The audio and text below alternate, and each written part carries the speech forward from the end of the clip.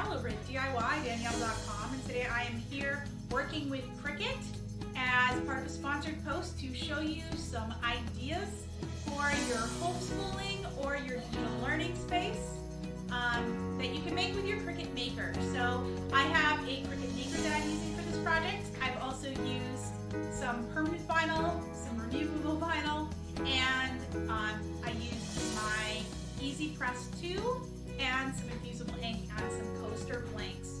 So the big thing for me has been to organize our schooling space so that everything is easy to access and we weren't scrambling to find supplies.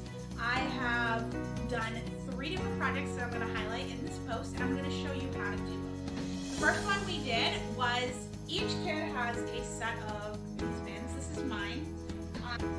Second thing I worked on was I purchased these pads for each kid's desk, and for my own desk, because I wanted to make sure the butcher block was protected and still everything would look nice. I don't want to cover up the beautiful butcher block that I spent all this time staining and polying, but I also wanted to make sure we don't destroy it immediately by accidentally writing on it or any of that stuff. So I bought them all mats, and I decided to customize them. Will you hand me your mat and Tristan's mat over there? Okay. So I decided to customize them with information that might be useful for school for them. So for Godric is in 3rd grade, and I was trying to think about what I might put on there. It's really hard to see here because the green doesn't stand out very good. But so I put parts of speech, so there's noun and verb and adverb and all that stuff. Last project is I wanted to make some easy coasters because they have water over here. I don't like them eating or drinking by their computers, but if they had some water by their computer, I want them to have something to rest their cup on so that it won't destroy it. And we used some Cricut blanks for coasters, and you cut out your design and you weed away whatever part of the design you don't want, and then you heat it up and the ink transfers onto your blanks. Now you have to have blanks that are intended for this use, but they ended up coming out super awesome, and I'm going to show you some examples. I'm going to show you how to do this in a minute. So the last one I did was actually for myself. Yes. And those were done with the markers. These are Infusible markers, and you use printer paper, high quality printer paper, to transfer it over onto your plate. And you have to use your heat press at 400 degrees Fahrenheit to get this to sink into the base material.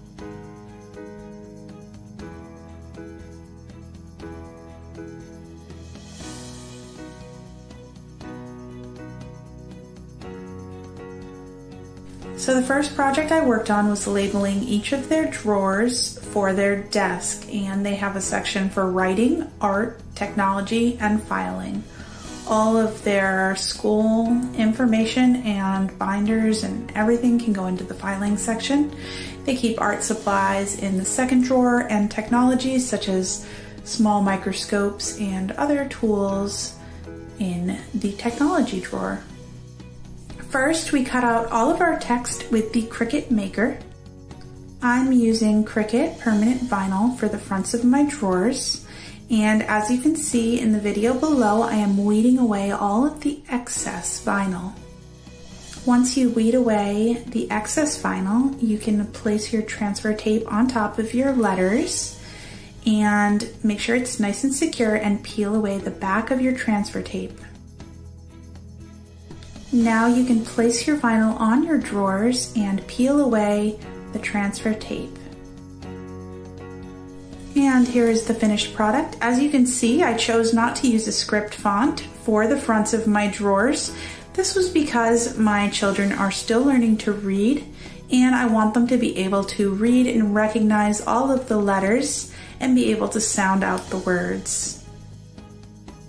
My second project was to personalize all of the desk mats that I purchased for my kids, and I tried to do something that was age appropriate for each one of them. For my first grader and my 3-year-old, I did ABCs in upper and lowercase, and for my 3rd grader, I added all of these different parts of speech so he could reference them. I didn't get into the details of applying the vinyl for these cork mats because it is the exact same process that we used to apply the vinyl to the front of our cabinet drawers. So you can just repeat the same process using either removable or permanent vinyl for your cork desk mat. There are 2 types of vinyl that you can use for your mats and for the fronts of your drawers. One is permanent and one is removable. The removable is easier to peel off, and the permanent is more likely to stay on long term, and it might, if you ever removed it, peel off paint or other parts of your base. So it's important to consider which one you want to use.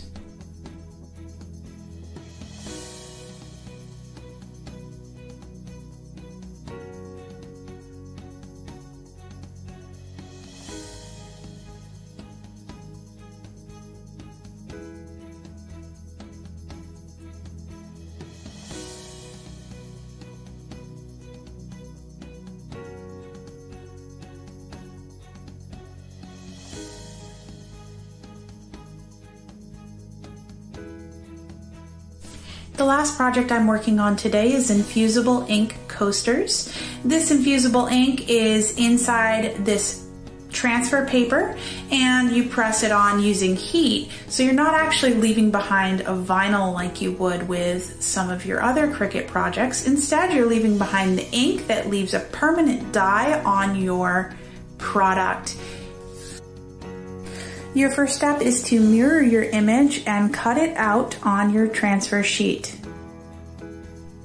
Next, you can cut around your design and weed away all of the excess paper that isn't part of your design. And if you kind of wiggle around the edges and bend around the edges, it helps it release a little bit easier.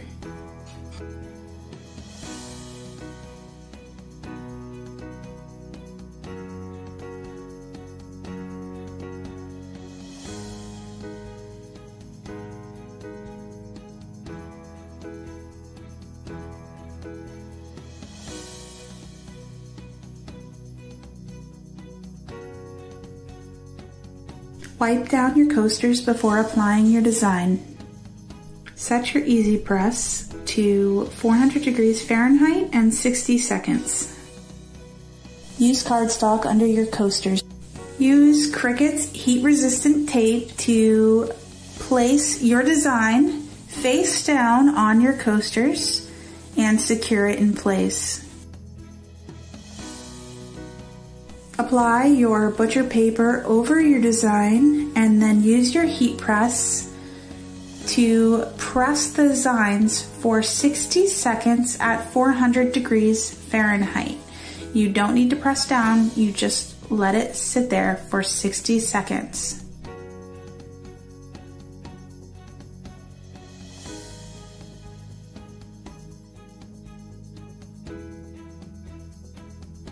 Remove your easy press and let cool. Once your coaster has cooled, you can remove the tape and use tweezers to remove the design carefully. The last coaster I made was made with the Cricut Infusible Ink pens and some printer paper. My Cricut Maker drew the design onto the printer paper, which was placed on a Cricut mat with the Infusible Ink pen in purple. Once it was finished, I filled in some of the additional spots with my marker. Again, I wiped off my coaster and I placed my design face down using my special heat-resistant tape on the coaster, placed the butcher paper over it, and pressed at 400 degrees for 60 seconds.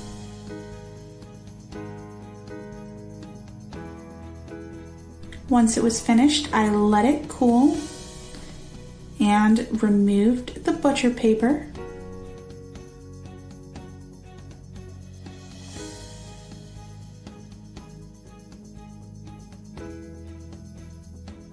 I hope you'll check out the links in the comments. These are Cricut products, and if you make a purchase using the links, you help support this channel. I do get a small commission, but it doesn't cost you anything. So it's just, yeah. So thanks so much. Have a great day. And happy homeschooling and happy digital learning, whichever you're doing, or if you're just upgrading your office. Have a great year. Bye.